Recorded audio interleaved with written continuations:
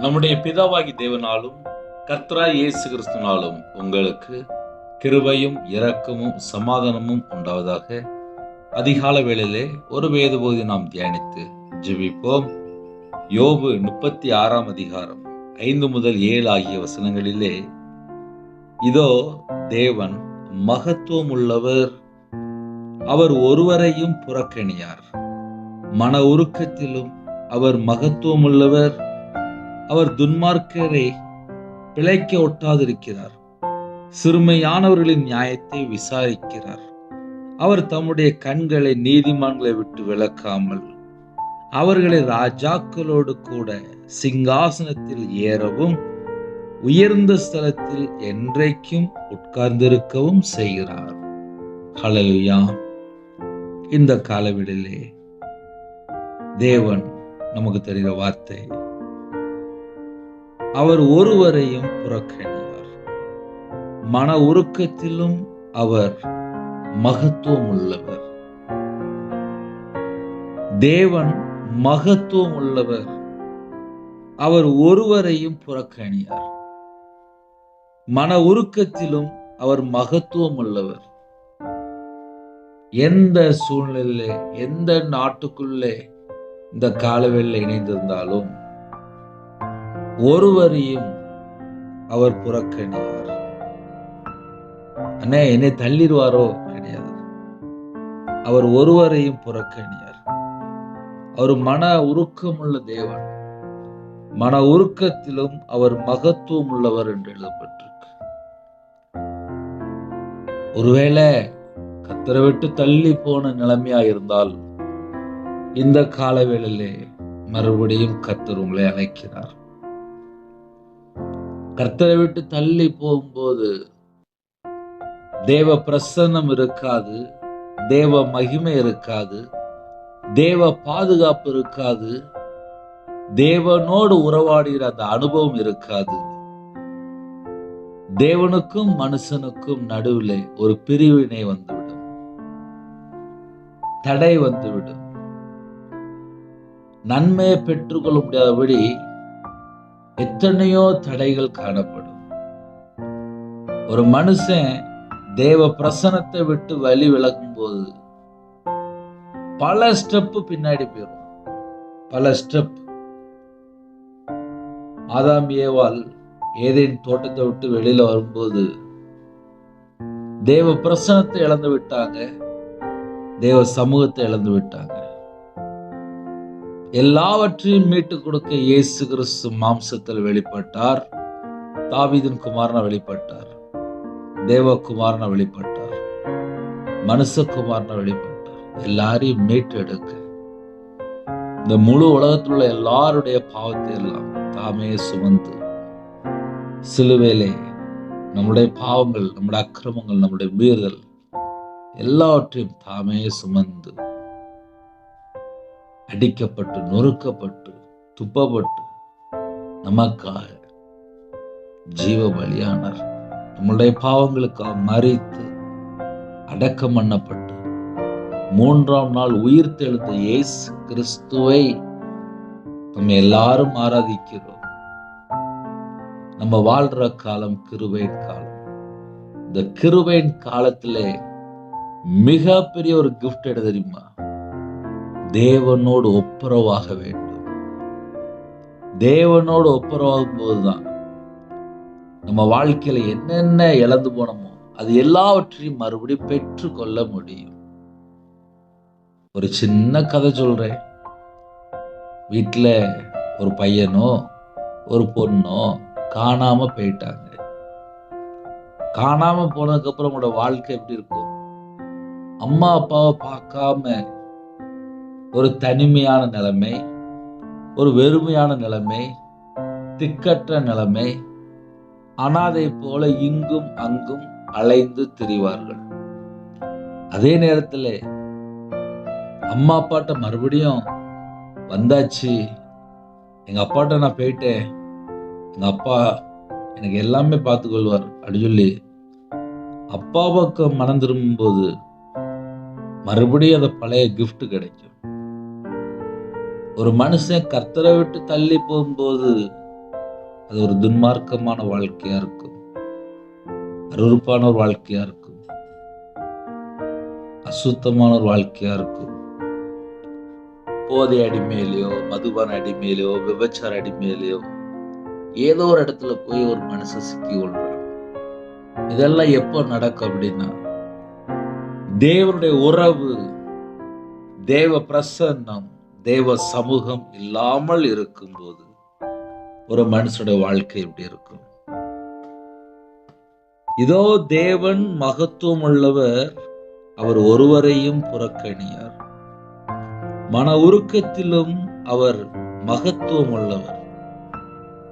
எப்படிப்பட்ட சூழ்நிலை, எப்படிப்பட்ட காரியங்கள் எதுவா இருந்தாலும் புதிய ஏற்பாட்டில் நமக்கு வசனம் தெளிவாக எழுதப்பட்டிருக்கு.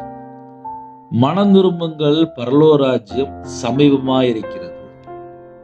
மனம் திரும்பும் போதுதான் இழந்து போன எல்லாவற்றையும் பெற்றுக்கொள்ள முடியும்.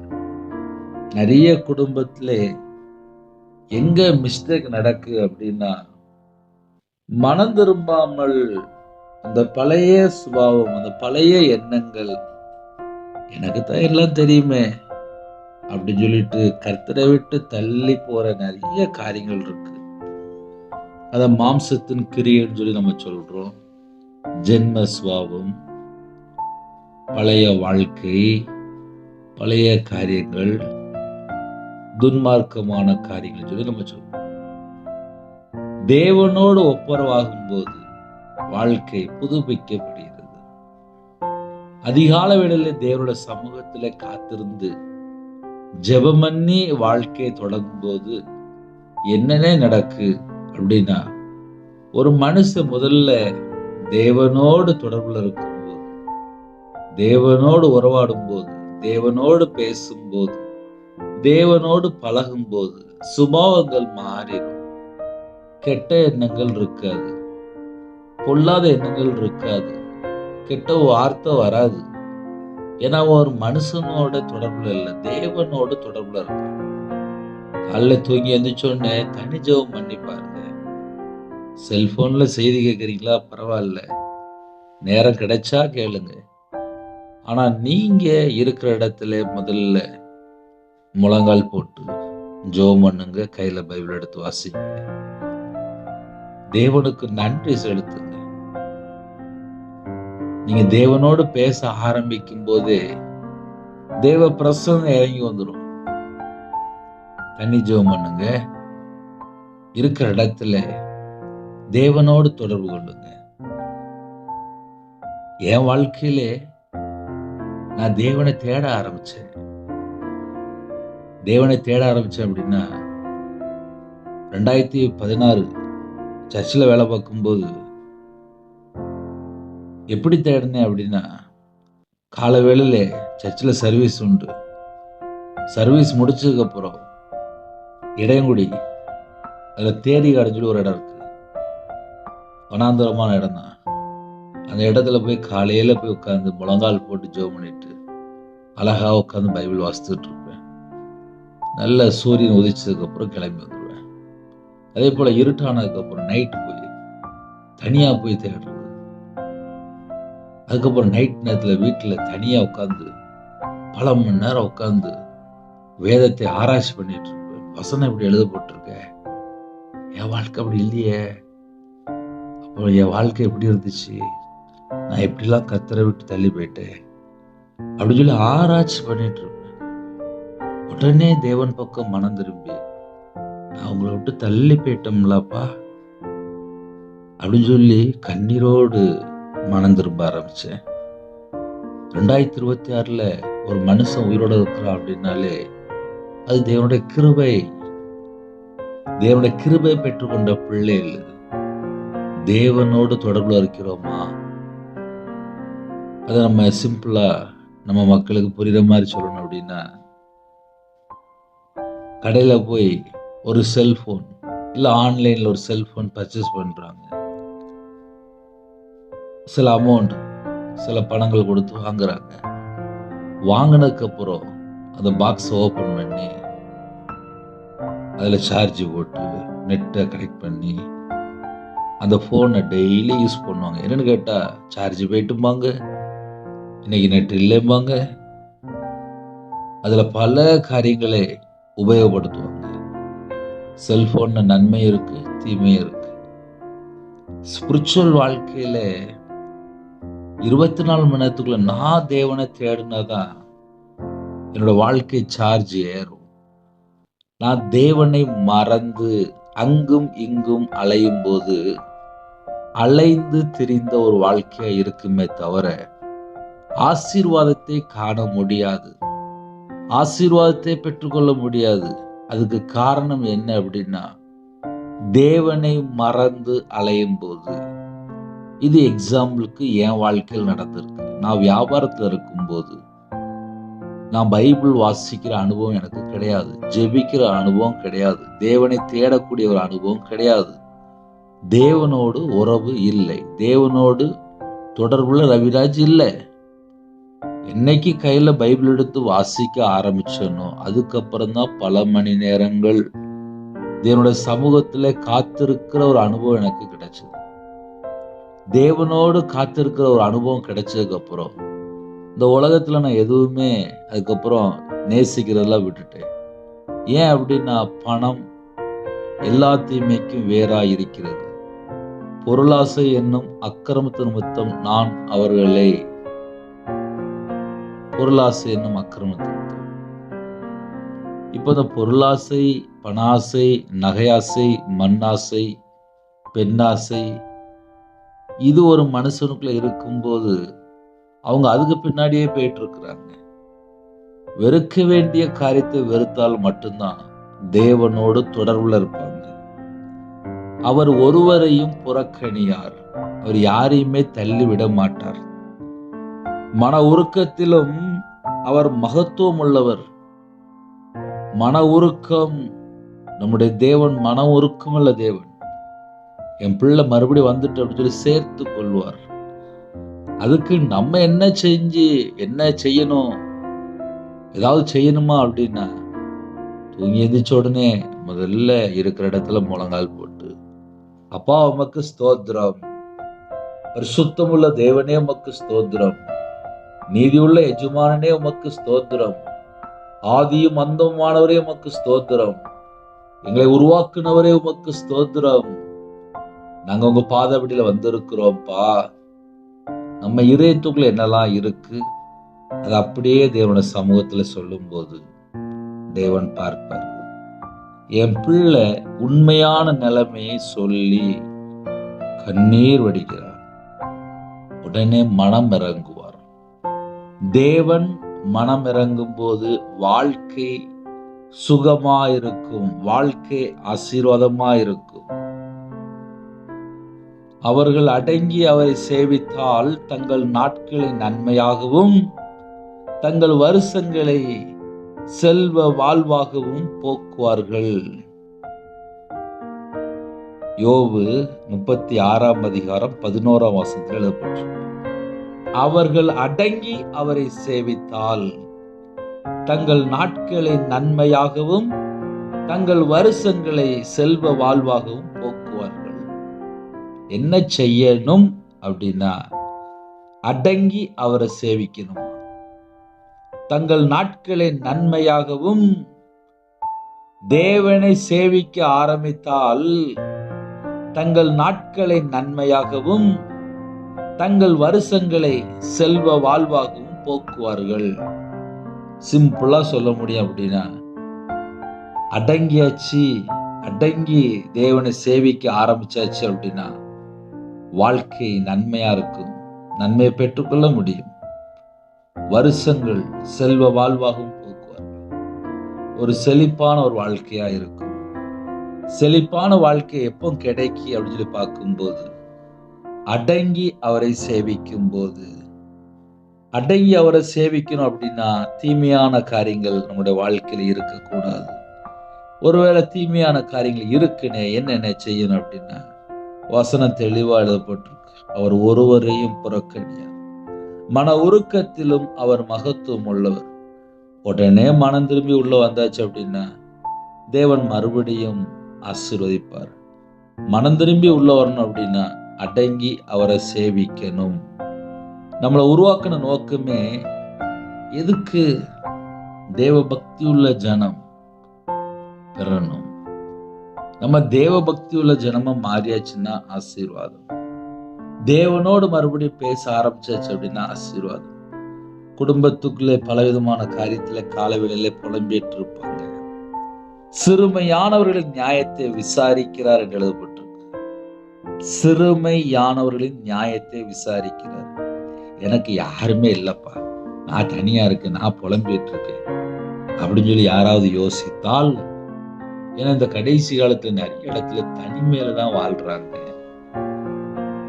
கணவர் பேச மாட்டேக்காரு, பிள்ளைகள் பேச மாட்டேக்கு, ஃப்ரெண்டு பேச மாட்டேக்கு, யாருமே சரியில்லை அப்படி இப்படின்னு சொல்லிட்டு லாஸ்ட் இவங்க பார்த்தா தனிமையா இருப்பாங்க. அதுக்கு ஒரு 4 காரணம் சொல்லிடுவாங்க. அவங்க சரியில்லை, இவங்க சரியில்லை, இவங்க சரியில்லை அப்படிம்பாங்க. அதையும் ஏன் காலையில சொல்ல வேண்டியது அப்படின்னா, இப்ப நிறைய குடும்பத்துல தனிமை. ஒரு மனுஷன் புலம்புறானா, தவிக்கிறானா, உடனே தேவன் பக்கம் வந்துடணும்.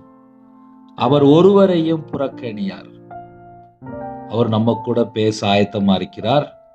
அவர் நம்மளை நேசிக்கிறார். நமக்காக ஜீவனை தந்திருக்கிறார். நமக்காக பிதானிடத்திலே பரிந்து பேசுகிறார். எத்தனையோ கிருபைகள் இருக்குப்பா. அதனால கர்த்தருடைய பிள்ளைகள் யாரெல்லாம் இணைந்திருக்கிறீங்களோ, நம்ம தேவனுக்கு பிரியமானபடி வாழ்ந்தாலே போதும். எல்லா விதமான ஆசீர்வாதத்தையும் பெற்றுக்கொள்ள முடியும். அவர் தம்முடைய கண்களை நீதிமான்களை விட்டு விலக்காமல் அவர்களை ராஜாக்களோடு கூட சிங்காசனத்தில் ஏறவும் உயர்ந்த ஸ்தலத்தில் என்றைக்கும் உட்கார்ந்திருக்கவும் செய்கிறார். ஒரு மனுஷன் நீதிமானா வாழ்ந்தால் உயர்வு, துன்மார்க்கனா வாழ்ந்தா கேட்பாரு, ஏன் இப்படி பண்ற கேட்பாரு. அவர் துன்மார்க்கரை பிழைக்க ஒட்டாதிருக்கிறார் அப்படின்னு சொல்லி போட்டிருக்கு. இஷ்டம் போல வாழ்ந்தா தேவன் விசாரிக்காமல் இருப்பாரா? அப்படி நம்ம கொஞ்சம் யோசித்து பார்க்கணும். அவர் துன்மார்க்கரை பிழைக்க ஒட்டாதிருக்கிறார் சொல்லி போட்டிருக்கு. அதனால துன்மார்க்கமான வாழ்க்கையா இருக்குன்னே அப்படின்னா என்ன செய்யணும் அப்படின்னா, கர்த்தர் பக்கம் மனம் திரும்புறதுதான் சரியான ஒரு காரியம், சரியான ஒரு வாழ்க்கை. அதுக்கப்புறம் தான் வாழ்க்கையில நன்மையை பெற்றுக்கொள்ள முடியும். வசனம் அழகா எழுதப்பட்டிருக்கு. அவர்கள் அடங்கி அவரை சேவித்தால் தங்கள் நாட்களை நன்மையாகவும் தங்கள் வருஷங்களை செல்வ வாழ்வாகவும் போக்குவார்கள். அதனால காலவேளையிலே 4 வசனத்தை மட்டும்தான் நம்ம தியானிச்சிருக்கோம். இந்த 4 வசனமும் ஒரு மனுஷனோட வாழ்க்கையிலே ஒரு ஆலோசனையாக எடுத்துக்கொண்டு, என் வாழ்க்கையிலே சில துன்மார்க்கமான காரியம் இருக்கு, அது தேவனுக்கு பிரியம் இல்லை அப்படின்னு சொல்லி கர்த்தர் பக்கம் மனம் திரும்பி அடங்கி அவரை சேவித்தால் தங்கள் நாட்களை நன்மையாகவும் தங்கள் வருஷங்களை செல்வ வாழ்வாகவும் போக்குவார்கள். அவர் ஒருவரையும் புறக்கணியார். மன உருக்கத்திலும் அவர் மகத்துவம் உள்ளவர். நம்மை நாம் ஆராய்ந்து கர்த்தருடைய சமூகத்திலே தாழ்த்தும் போது ஜீவனையும் கிருபையையும் பெற்றுக்கொள்கிறோம். நம்முடைய வாழ்க்கையில நன்மை தொடரும். தேவன் மன உருக்கமுள்ளவர், மனம் இறங்குறவர், மன்னிக்கிறவர், மன்னிக்கிறதுக்கு தயவு பெருத்திருக்கிறார், இரக்கத்தில் ஐஸ்வர்யம் உள்ளவர். அவருக்கு நிறைய பெயர் இருக்குப்பா. நான் பைபிள்ல வாசித்து பார்த்ததுல அவர் மகத்துவம் உள்ளவர்களே போட்டிருக்கு. அவருக்கு 1000 நாமங்கள் இருக்கு. ஒவ்வொரு நாளும் நம்ம பைபிள் எடுத்து வாசிக்கும் போது அந்த வசனத்துல எழுதப்பட்டிருக்கு, தேவன் இப்படிப்பட்டவரா, இவ்வளவு மகத்துவம் உள்ளவரா அப்படின்னு சொல்லி எழுதப்பட்டிருக்கு. அவர் நம்மளை சிருஷ்டித்தவர். தேவ சாயலாக நம்ம எல்லாரும் உருவாக்கப்பட்டிருக்கிறோம். தேவன் பக்கம் நம்ம மனம் திரும்பும் போதுதான் நம்ம வாழ்க்கை ஆசீர்வாதமா இருக்கும், இருதயம் சமாதானமா இருக்கும், இழந்து போன எல்லாவற்றையும் பெற்றுக்கொள்ள முடியும். என்கிட்ட ஒரு தாயார் 2020 ஒரு கேள்வி கேட்டாங்க. எப்பொழுதும் ஜெபம் பண்ணுங்கள் என்று போட்டிருக்கு, நீங்க பிரசங்கம் பண்ணதை நான் கேட்டேன். எனக்கு வயசு 60 வயசு தாண்டிட்டு, நானும் சர்ச்சுக்கு போற ஒரு தாயார் தான். எப்படி 24 மணி நேரம் தேவனை தேட முடியும் அப்படின்னு சொல்லி என்கிட்ட கேட்டாங்க. நான் உடனே சொன்னேன், தூங்கி எதிர்ச்சோன்னு ஸ்தோத்திரம் சொல்றீங்க, ஜெபம் பண்றீங்க, கையில பைபிள் எடுத்து வாசிக்கிறீங்க, வெளியில நடந்து போகும்போது என் கூட வாங்கப்பான்னு சொல்லி பேசுறீங்க. உங்களுக்கு எப்பமெல்லாம் நேரம் கிடைக்கும் போதெல்லாம் ஸ்தோத்திரம் செலுத்திட்டு இருக்கிறீங்க. உங்க இருதயம் தேவனோடு பேசிட்டு இருக்கா? படுக்கும்போது பேசுதா? நடக்கும்போது பேசுதா? 24 மணி நேரம் வாழ்க்கையிலே உங்க இருதயம் தேவனோடு எவ்வளவு நேரம் கனெக்டிங்ல இருக்குன்னு சொல்லி கேட்டு கொஞ்சம் விளக்கமா சொல்லி கொடுத்தேன். நான் சொல்றது எப்படின்னா 6 வருஷம் முன்னாடி. இதை ஏன் இன்னைக்கு காலையில் சொல்றேன் அப்படின்னா, நம்ம இருதயத்தில் ஒரு ஹார்ட் இருக்கு. இந்த ஹார்ட் பீட்டு கரெக்டாக துடிச்சிட்டு இருக்கு. ஏதாவது பிரச்சனை ஆயிட்டு அப்படின்னா ஹார்ட் ப்ராப்ளம் எடுக்கிறாங்க. செல்போன்ல சார்ஜ் இல்லை அப்படின்னா பேட்டரி மாற்றணும் அப்படிங்கிறாங்க. என் இருதயம் தேவனோடு தொடர்பில் இருந்துச்சு அப்படின்னா நல்ல இருதயமா இருக்கும். என் இருதயம் தேவனோடு தொடர்புல இல்லை அப்படின்னா கெட்ட இருதயமா இருக்கும். சிம்பிளா சொல்லித்தரேன். நான் இந்த உலகத்துல மனுஷனை மட்டுமே பார்த்துட்டே இருக்கிறேன். அவங்க வீடு கட்டியிருக்காங்களே, அவங்க அப்படி இருக்கிறாங்களே, அவங்க அப்படி இருக்கிறாங்கன்னு சொல்லி மனுஷனை பார்த்து கொண்டே இருந்தால் என் இருதயத்துக்குள்ள கரை, தேவையில்லாத எண்ணங்கள், தேவையில்லாத சிந்தனைகள் இதெல்லாம் உள்ள என்டர் ஆயிரும். அவர்கள் அவரை சேவித்தால், அவர்கள் அடங்கி அவரை சேவித்தால். இந்த அடங்கி அப்படின்னா என்னென்ன அர்த்தம் அப்படின்னா, எதுவுமே வேண்டாம்ப்பா எனக்கு, நான் தேவனை சேவிக்க போறேன், என் வாழ்நாள் முழுவதும் எனக்கு தேவன் போதும், என் வாழ்க்கை ஃபுல்லா எனக்கு தேவன் போதும். இப்ப நான் சொல்ல முடியும், 2016 முழு நேர ஊழியத்துக்கு வந்தேன், 2026 ஆயிட்டு. எப்படிதான் 10 வருஷம் முடிஞ்சேன்னு தெரியல. அவ்வளோ பெரிய ஒரு கிஃப்ட். 10 வருஷம் போயிட்டு திரும்பி பார்க்கறதுக்குள்ள ஆன்லைன்ல கிட்டத்தட்ட 2020 செய்தி அனுப்பிட்டு இருக்கேன். 2026 5 வருஷம் முடிஞ்சு 6 வருஷம் முடிய போகுது. அப்படின்னு என்ன அர்த்தம் அப்படின்னா, செகண்ட் லைஃப் வேகமா போயிட்டு இருக்கும். லைஃபே வேகமா போயிட்டு இருக்கு. திரும்பி பார்க்கறதுக்குள்ள இந்த பூமியில நம்ம நாட்கள் முடிஞ்சு போயிடும். அதுக்கப்புறம் நேரா ஜட்ஜ்மெண்ட் டேல அங்க நிக்கணும். ஒண்ணு பரலோகம், இல்லைன்னா பாதாளம். 2 இடம் தான். செத்ததுக்கு அப்புறம் எல்லாரும், சிறியவர் முதல் பெரியவர் வரை எல்லாரும் நியாயத்தீர்ப்பு. நான் பைபிள் வாசிக்கும்போது எழுதமே யோசித்தேன், அந்தரங்க பாவங்களை விசாரிக்கிறார். நன்மையானாலும் தீமையானாலும் தேவன் நியாயத்தீர்ப்புல கொண்டு வருவார். அப்ப நம்ம வாழ்ற காலம் கிருபையின் காலம். அடங்கி வாழ்ந்தால், அடங்கி அவரை சேவித்தால் எனக்கு பரலோகம் இருக்கே. அப்ப என்ன செய்யணும்? அவர் ஒருவரையும் புறக்கணியாரா? எனக்கு நீங்க போதும்பா, இதுக்கு முன்னாடி என்னோட வாழ்க்கை துன்மார்க்கமான வாழ்க்கையா இருந்துச்சுப்பா, நான் விக்கிரத்துக்கு பணம் கொடுத்துட்டேன், நான் மாந்திரியத்துக்கு பணம் கொடுத்துட்டேன், நான் மனுஷனை நம்பி பின்னாடி போயிட்டேன்ப்பா, நான் வேதத்தின்படி நான் நடக்கல, வசனத்துக்கு நான் கீழ்படியல, நான் கர்த்தரை விட்டு தள்ளி போன ஒரு நபர் தான், என்னை மன்னிப்பீங்களா? தேவனோட சமூகத்துல கண்ணீரோடு தான் ஜெபிக்க ஆரம்பிச்சேன். சொல்றதுக்கெல்லாம் ஒண்ணுமே இல்லை. அவர்கள் அடங்கி அவரை சேவித்தால், இந்த ஒரு வேர்டு ரொம்ப ஆழமான வேர்டு. அவர்கள் அடங்கி அவரை சேவித்தால். இன்னைக்கு சில வீட்டுல அடங்க மாட்டேங்கிறாங்க. அடக்கி பார்ப்பாரு, இல்லைன்னா அடக்கம் பண்ணிடுவார். பைபிள்ல தெளிவான ஸ்டேட்மெண்ட் இருக்கு. சொல்லி சொல்லி பார்ப்பாரு, கீழ்படுறாங்களே சொல்லி பார்ப்பாரு, அடக்கி பார்ப்பாரு, இல்லைன்னா அடக்கம், அடக்க ஆராதனை. நான் சர்ச்சில் வேலை பார்க்கும்போது அடக்க ஆராதனை சொல்லி ஒரு சர்வீஸ் உண்டு. ஒவ்வொரு வாரமும் ஞாயிற்றுக்கிழமை சர்ச்சை போகும்போது எப்படிலாம் தேவனுக்கு முன்பா வாழன்னு சொல்லி ஒவ்வொரு வாரமும் போதிக்கிறாங்க. தேவன் சொன்ன வார்த்தைக்கு கீழ்ப்படிந்து அடங்கி வாழ்ந்தால் தங்கள் நாட்களை நன்மையாகவும் அழகா குடும்பம் ஆசீர்வதிக்கப்படும்.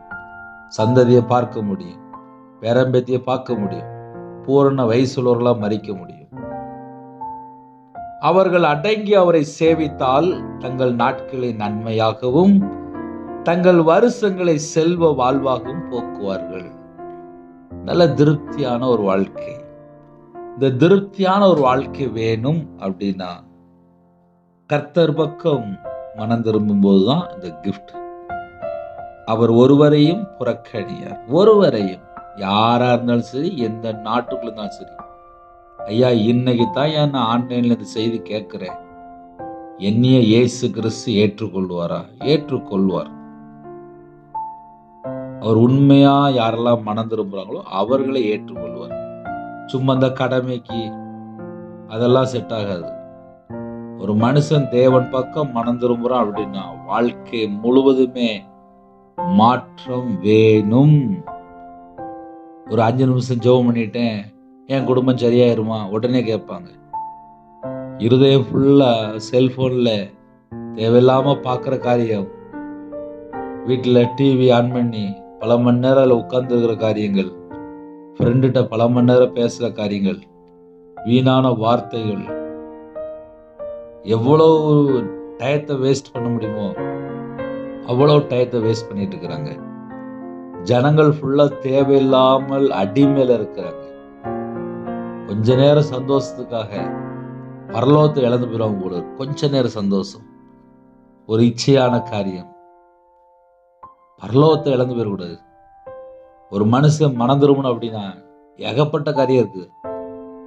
முதல்ல பரிசுத்தமா வாழணும், நீதி செய்யற பிள்ளைகளா மாறணும், தேவனோட வார்த்தையில நிலைத்திருக்கணும், கனி கொடுக்கிற பிள்ளைகளா இருக்கணும், கற்பனையை கைக்கொள்ளணும், அன்பு கூறணுமா. முதல்ல தேவன்ட்ட அன்பு கூறணும், கண்ட சகோதரன் அன்பு கூறணும். அன்பு கூறும்போது தேவன் நமக்குள்ள வருவார். அதனால பைபிள் ஃபுல்லாவே வாசிக்கும் போது நம்ம இருதயம் ஃபுல்லா சேஞ்ச் ஆகணும், மாற்றம் பெறணும். கடினமான இருதயமா இருக்கா? கேளுங்க. என் இருதயம் கடினமா இருக்கு, சதையான இருதயத்தை தாங்க, உங்களுடைய நல்லாவியை தாங்க. நான் புது சிருஷ்டியா மாறணும், இந்த உலகத்தோட நான் இணைந்து போறேன், உலகத்து மேலேயே ஆசையா இருக்கிறேன் அப்படின்னா விபச்சாரரே விபச்சாரிகளே என்று வேதம் சொல்லிடுது. உலக சிநேகம் தேவனுக்கு விரோதமான பகை. உலகத்தை நேசித்துட்டே இருக்கிறீங்களா? விபச்சாரரே விபச்சாரிகள் கூப்பிடுறாரு. உலகத்தை நேசித்தால், உலகத்தை நேசிக்கும் போது அவங்களால பரிசுத்தமா வாழ முடியாது.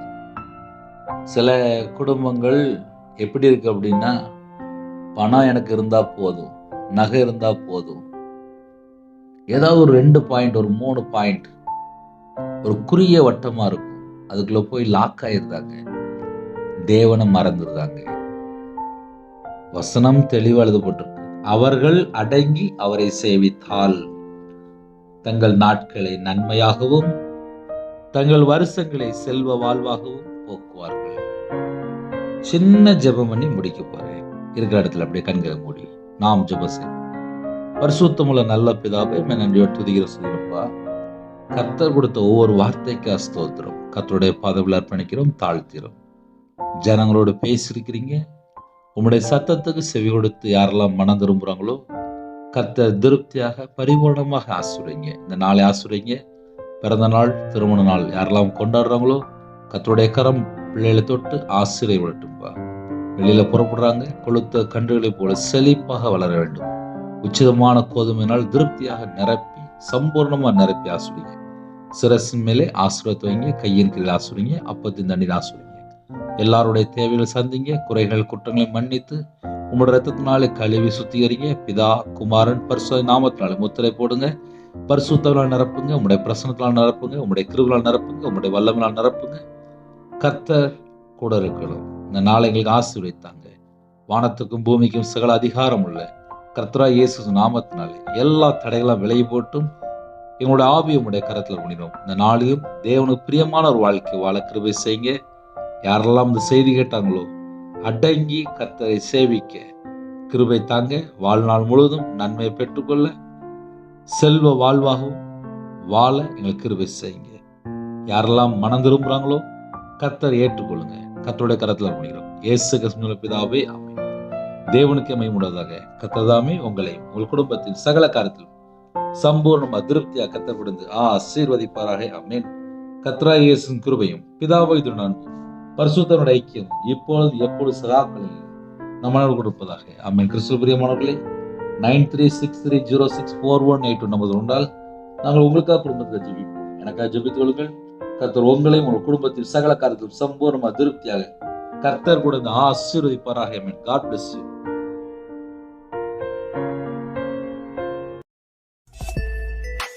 Thanks for watching. Please subscribe our channel. Click the like and share. Click the bell. God bless you.